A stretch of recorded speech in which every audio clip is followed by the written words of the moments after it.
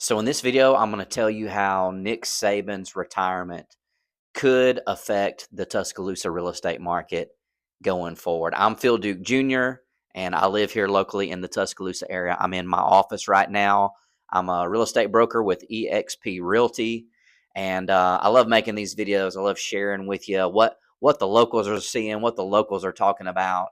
And if you're watching this channel, there's a very good chance you're thinking about making a move to Tuscaloosa. Whether that's sending a child here, or maybe you're looking to move here yourself. You're looking to relocate, or maybe just looking to invest. Right, I'm a real estate investor as well. Tuscaloosa is a great market for real estate investing, and unfortunately, sometimes you hire the wrong person and you don't realize you hired the wrong person until it's too late. Right, Alabama football found that out this year. Right, with the terrible offensive line play. I think we were ranked like 126th in the country in rushing yards per game. So, was it the offensive linemen? Did we have the wrong guys? Big guys, slower guys. When maybe Kalen DeBoer wants smaller, more athletic. Or was it a coaching thing? Or was it both? Right? Alabama seemed to kind of go, the direction of hiring a new coach for the offensive line and bringing in a ton of offensive linemen in the transfer portal.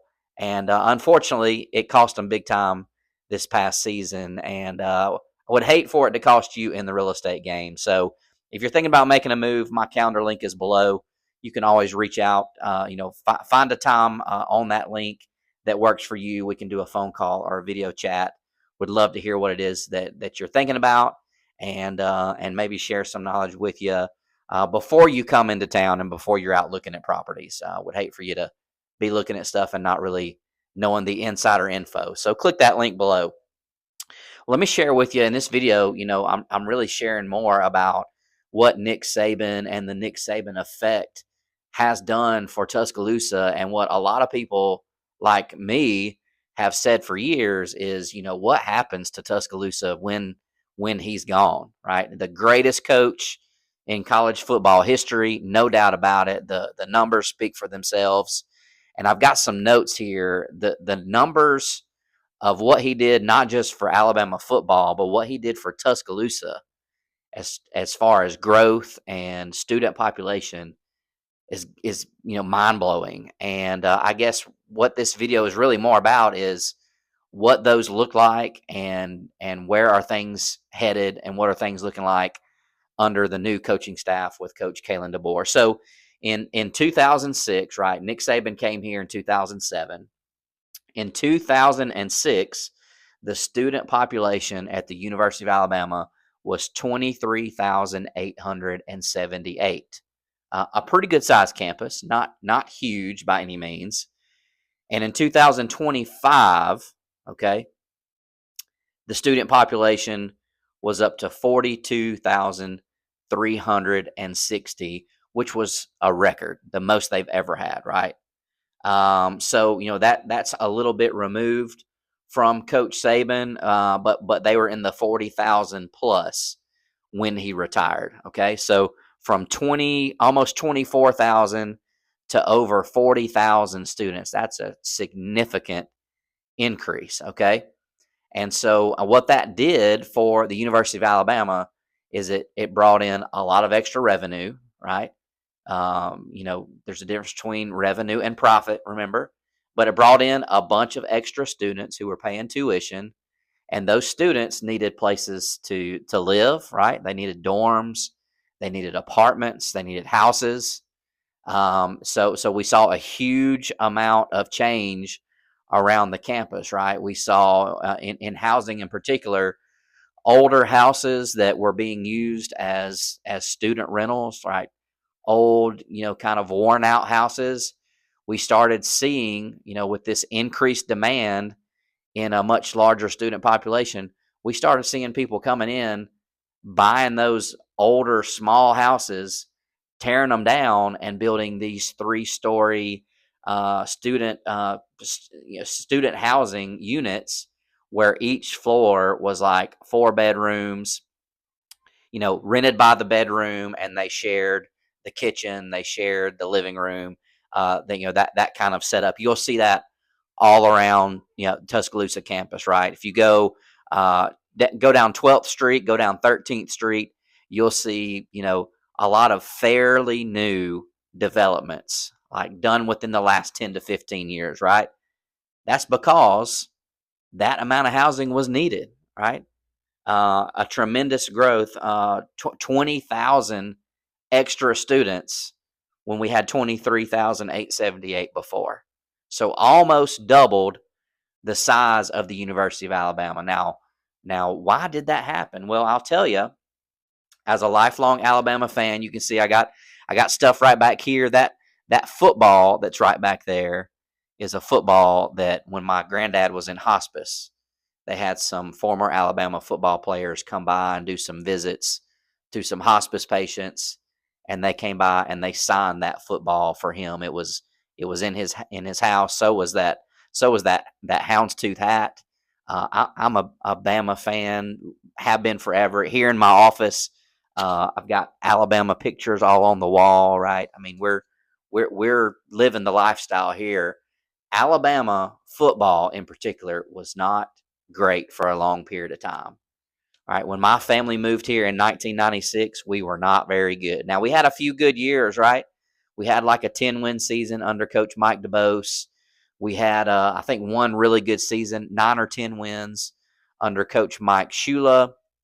We had, a chain there where we had, a couple coaches come and go very quickly, and Alabama just wasn't the football powerhouse that it was under Saban, and that it had been previously. Right? You probably know about Coach Paul Bear Bryant. 6 national championships, right, as the head coach at Alabama, kind of built that legacy. And then, after he retired and after he passed away, it was not long after his retirement, they kept hiring people who had been on his staff before, right? Players that had played for him who became coaches. They would hire them in, and they didn't really find one that did a great job until Gene Stallings came in the early 90s and got Alabama back to the national championship game in 1992 and beat Miami. But then from 1992 until 2009, there was a big stretch there where Alabama football was just pretty average, right? Now, it wasn't because they weren't trying, right? They went out and hired coaches. They upgraded facilities, right? When my family first moved to Tuscaloosa in 96, there was only one side of the stadium had an upper deck. Now both sides and both end zones have upper decks, right? It went from 84, 85,000 seat capacity to now like 102,000 plus. And if you've been to an Alabama football game recently, particularly a night game now, it is just better than it's ever been, right? I literally have people who come into town who buy properties, for their kids to live in or for them to stay in themselves while they come in town to visit for football games, rent them out for game day weekends when they're not using it.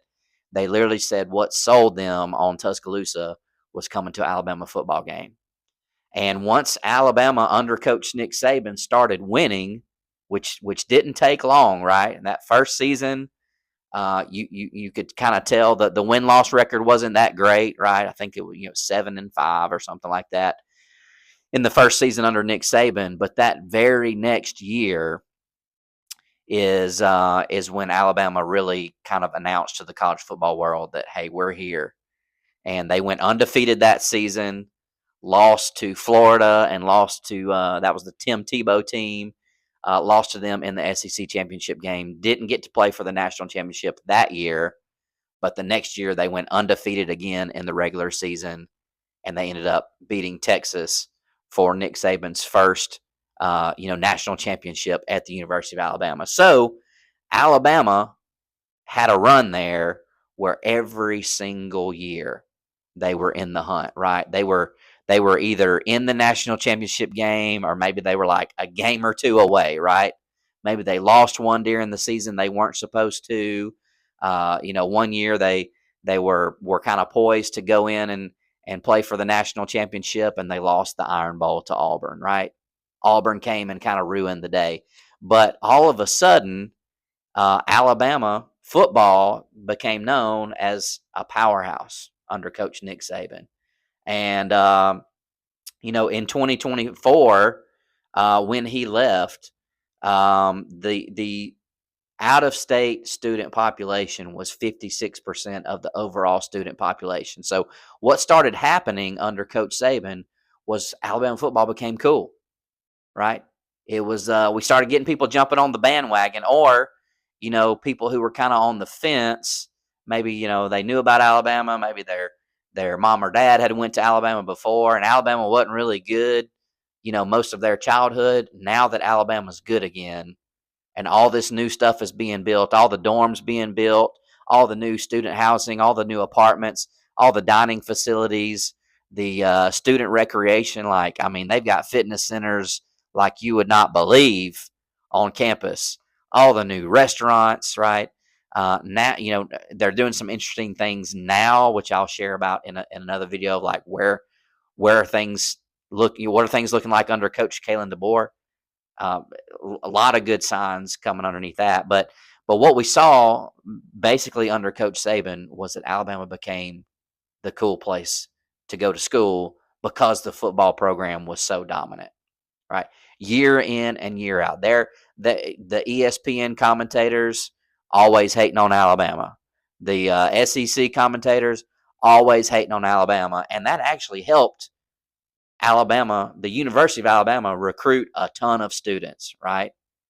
If you got a choice, if your son or your daughter is looking at University of Alabama, Auburn, Ole Miss, Mississippi State, they are all great schools. They're all great campuses. I've been to all of them. But what was the tipping point for a lot of those decisions was, hey, all these schools are pretty good. We want you to go to an SEC school. We might as well go to the one that's winning national championships consistently, right? So that happened under Nick Saban, and because of that, the Tuscaloosa area grew tremendously as well, right? When the student population almost doubled, you've also got to increase faculty and staff, right? The campus is bigger. There's more grass to cut. There's more need for electricians and plumbers and HVAC technicians, professors, all kind of entrance counselors, placement people, the people that run the parent visitations, right? The whole like recruiting production they do. A lot of that brought in a ton of extra jobs to the Tuscaloosa area, and the University of Alabama is the number one employer in Tuscaloosa, right? And things are still looking good going forward. But, towards the end of Nick Saban's career, NIL came out, name, image, and likeness.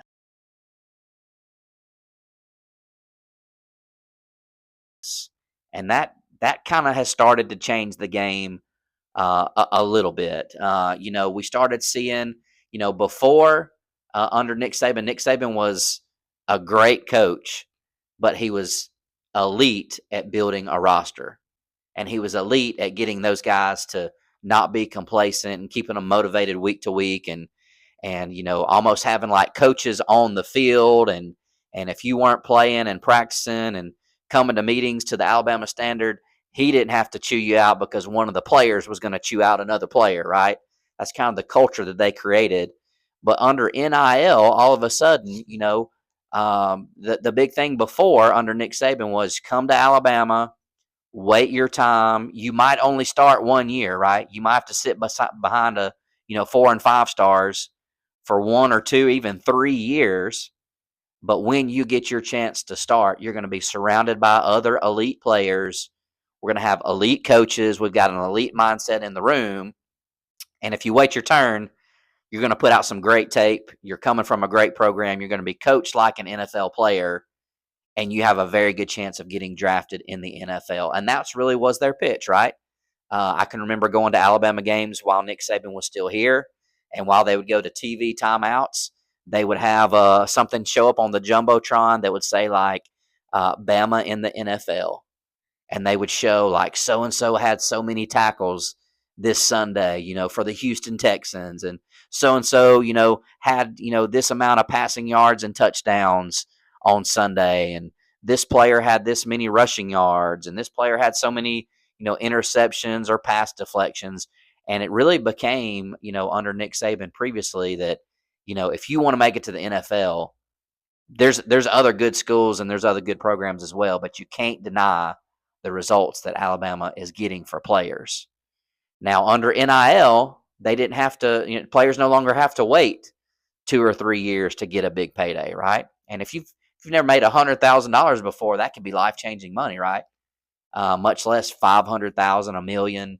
There's even reports some players in this era are getting, $6 to $8 million for 1 year to go play college football somewhere. So the days of Alabama having, an injury and having, another 4 and 5 star right behind them who's ready to go at all times, that has kind of changed a little bit under NIL. Those guys don't have to wait 2, 3, 4 years to get their turn.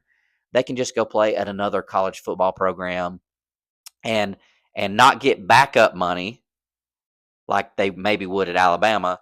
They can go get starter money, right? Instead of getting paid, $250,000 to be a backup linebacker at Alabama, they might be able to go get 500, 750, a million or more to go be a starter somewhere else. Okay. And so that has started to change things for the University of Alabama football program. Another thing that has affected Tuscaloosa and the football program is just the economy overall, right? It's by a lot of the metrics that we look at in the real estate business, it's the most expensive time to ever live in the history of the United States right now, right?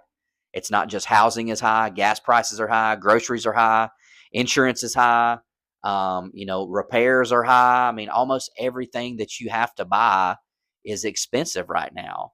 And so for Tuscaloosa real estate, this past season, I saw on some of the local Facebook groups more than I've ever seen before, people who have game day rentals making posts that they still had vacancy for big games that previously would have been booked out like a year ahead of time. We had a lot of people in Tuscaloosa who have those kind of properties saying, hey, I've got vacancy, I've got availability for this weekend. So I think, because of the economy, right, one of the first things that gets cut out in a tough economy is luxury items. People get rid of their boats, their campers, their membership to the country club, their travel to Alabama football games, vacations. Maybe they do a 5-day vacation instead of a 10-day vacation, right? And so we're seeing that affecting, the Tuscaloosa real estate market as well. We also, right, for a couple years, for a handful of years, really, we didn't have a ton of like specific game day properties. We had people who lived here that just happened to list their personal homes for those game day weekends, and they would go visit grandma or they'd go down to the beach while somebody from out of town came and stayed in their property. That became a very lucrative thing. And so right now we've kind of been flooded with how many short-term rental options there are, probably more than what we really need. And if you don't know, where to buy those, what neighborhoods and what developments, right, you might be really shooting yourself in the foot. There's literally, I can literally show you data where certain developments and certain zip codes are getting 2 to 3 times or more bookings than others. And if you're not from here, you might not understand that, right? So, where are things headed next? One of the things that locals here, what I have been talking about for years is, what happens when Coach Saban retires? This has become the cool place to come. We got all these out-of-state students. 56% of the population on campus is from out of state. Everybody is coming in. This is the cool place to go. Alabama football is great. We've been in the hunt for years and years and years. We did make the college football playoff last year in Coach Kalen DeBoer's second season. Where are things headed from here? Well, I'll tell you, we don't really truly know, right? Right now, Coach Kalen DeBoer, as far as the locals, it's kind of hit or miss whether people believe he's the right person for the job or not. I will tell you from what I see, right? He seems to be a very adaptable coach. Year one, he inherited a roster that he didn't really go out and recruit. When Coach Saban retired, a ton of players entered the transfer portal. They wanted to be coached by Nick Saban, and now that he wasn't going to be there, they had offers to go other places, so they went to those other places. So year one under Kalen DeBoer, they kind of had to just keep the roster together. They had to play with the players they had. Maybe that was not necessarily players that fit his scheme, and there was certainly some up and down, right? We saw, tremendous win early in that season against Georgia here at home in Tuscaloosa, to be followed up the next week by going to Vanderbilt and losing and looking bad losing, right? We saw them, have a chance to play in the college football playoff if they could beat Oklahoma later that year. And they go to Oklahoma and they lose 24-3. Can't even score a touchdown. And then this past season, we make it to the SEC championship game. We had a lot of injuries leading into that game. We got the doors blown off of us in that game. All right, we had a bad loss to start the season against Florida State. We just got dominated physically. And then in the Rose Bowl against Indiana, we got dominated physically, right? So one thing I will say though, I think I'm still kind of hit or miss. I want him to be the guy. I hope that he's able to keep us in the hunt. We had a horrible run game, weak offensive line in this past season. But despite all that, we still made it to the college football playoffs, won a game on the road. The first team to ever win a road game in the college football playoffs was Alabama. You have to give them credit for that. They were down big in that game, 17-0, and came back to win the game. Kind of shocked the world. They got dominated against Indiana. But despite the limitations with the offensive line and the run game, they still figured out a way to have a very good season by most people's standards, made it to the playoffs, won a game in the playoffs, right? So one thing I've noticed about Coach DeBoer is that he is adaptable. He had Jalen Milroe year one, probably wasn't, the kind of quarterback that he typically looked for, more of a run first, athletic quarterback who sometimes struggled to see the field. He still made it work, right? Year two, I'm the jury's kind of out, right? He had some offensive linemen that maybe were bigger and not as quick, not as athletic. And despite all that, we still found ourselves with a chance to win a Rose Bowl game and, play for a national championship potentially. So, I think right now the numbers are still saying, in the past 2 years since Coach Saban has retired, the numbers are still slowly going up for student population. Alabama right now is still a cool place to go to school, and it's a great place to come mainly because of athletics, right? The colleges are great, right? I think the business school is like ranked number 31 in the country, right? Several of the other schools are ranked very highly as well. So it's not just football, but as of right now, Alabama's still in the hunt. They're still recruiting at a high level under Coach Kalen DeBoer. They're still, picked to be a playoff team this year. They may not be the top 4, top 5 going into this year, the way that they had been consistently under Coach Saban, but they are still in the hunt.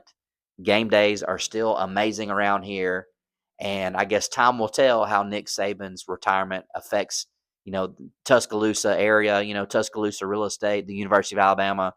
But as of right now, going into year 3 under Coach Kalen DeBoer, they've at least been able to maintain.